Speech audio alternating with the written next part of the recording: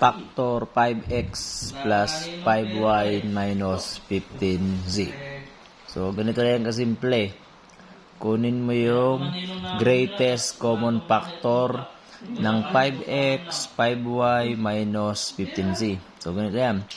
So, mapapansin natin, ang common sa kanila ay lahat meron yan 5. May 5 sa 5x, may 5 sa 5y, at may 5 sa 15z. So, ibig sabihin, ang GCF niya is 5. Okay, so siya yung nasa labas ng parenthesis. Ngayon, para bumalik sa original, ano yung i-multiply natin sa 5 para maging 5x? Diba? X lang. Oh, ayan.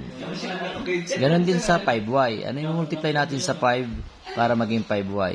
So, diba yung positive y. Ano naman ang multiply natin sa 5 para maging 15z? Diba yung negative 3c. So, ganun lang kasimple. So, tapos na. So, ang factor ng 5x plus 5y minus 15c ay 5 times x plus y minus 3c. So, that's all. Thank you.